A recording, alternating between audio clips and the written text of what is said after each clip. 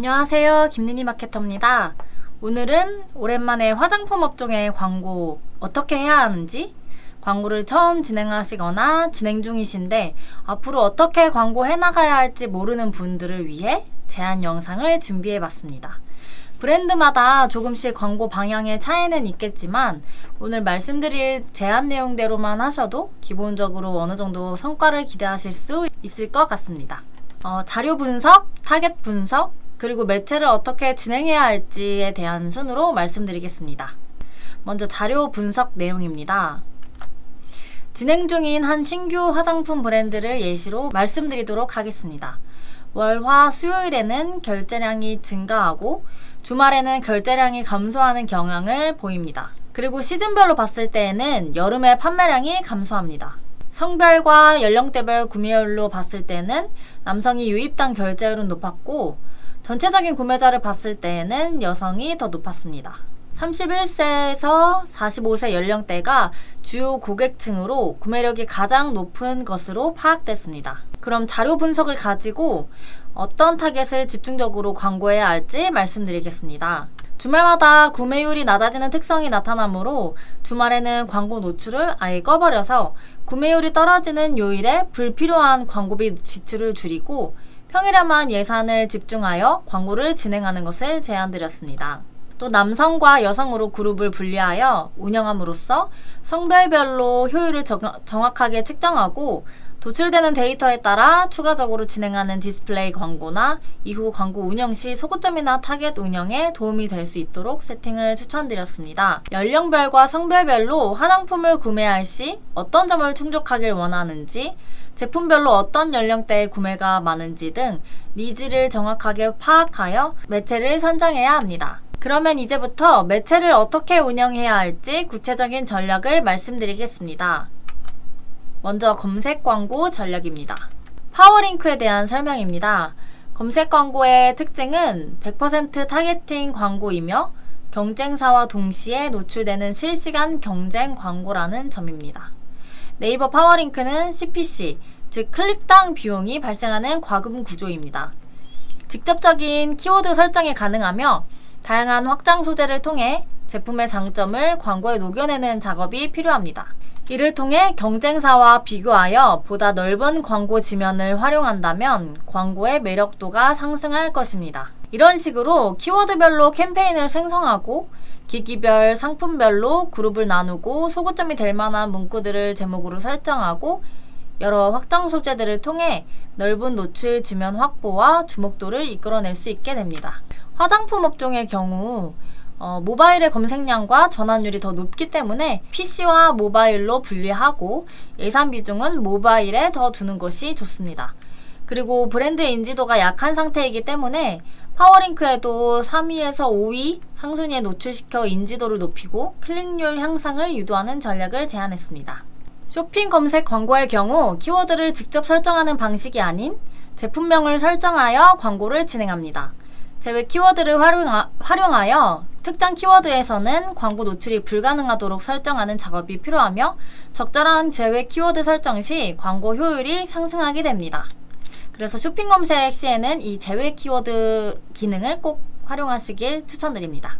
예를 들면 얼음 찜질팩에 노출과 클릭이 일어나 광고비 소진이 지속적으로 되고 있으나 전환은 계속 일어나지 않는다면 얼음 찜질팩 제외 키워드로 등록하여 광고비를 효율적으로 관리하는 것입니다. 쇼핑 검색도 파워링크와 마찬가지로 브랜드명과 주력 제품별로 캠페인을 생성하고 기기별로 그룹을 나눠 소구점에 따라 노출 상품명을 다양화하여 그룹을 설정하면 됩니다. 추가적으로 확장 소재 기능을 통해 추가 홍보 문구, 쇼핑 상품 부가 정보, 제외 키워드를 추가하여 우리 제품의 클릭을 유도할 수 있습니다.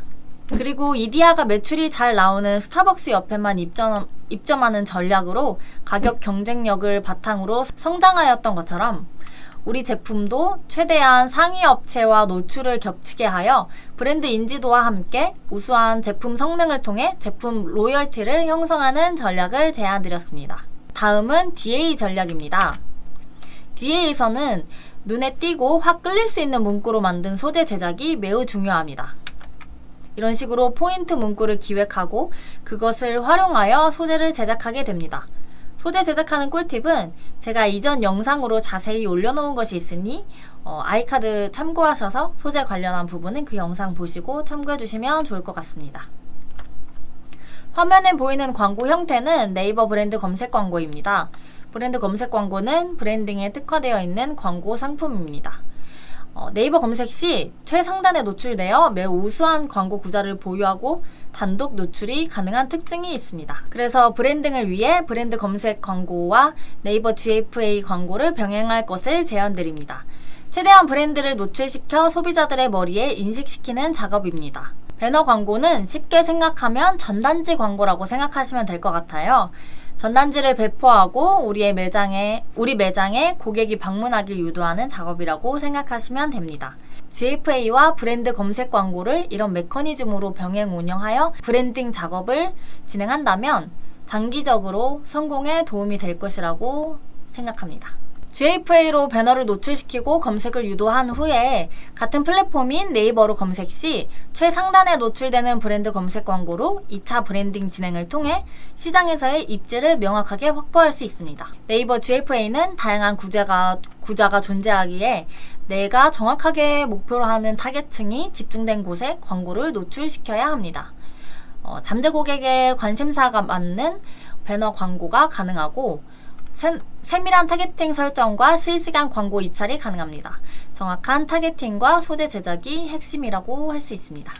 다음 매체는 카카오입니다. 카카오 모먼트 역시 배너 광고의 일종이며 우수한 노출 구자를 바탕으로 카카오 제휴 플랫폼에서 주로 활동하는 2030 여성들을 타겟팅하기에 용이합니다.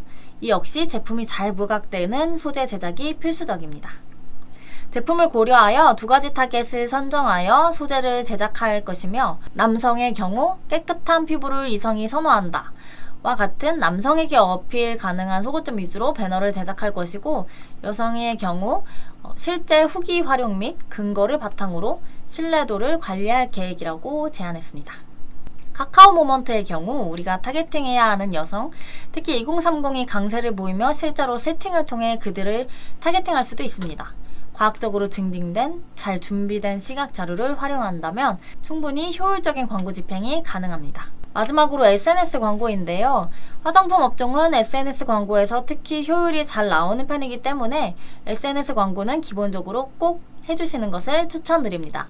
초기에는 데이터 모수가 없는 상황이기 때문에 트래픽 캠페인으로 진행하여 우리 제품에 관심 있는 사람들의 데이터 모수를 쌓고 모수가 쌓이면 전환 캠페인을 진행하여 전환율 증대와 리타겟팅을 진행하여 전환율 극대화를 기대할 수 있습니다.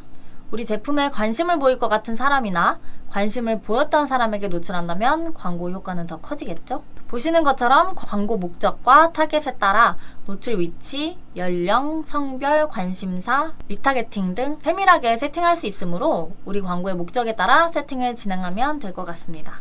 그럼 지금까지 화장품 광고 미디어 믹스 제안드렸습니다. 더 궁금하신 점은 화면에 나오는 저 김윤희 마케터에게 문의주세요. 성실하게 답변 도와드리겠습니다. 감사합니다.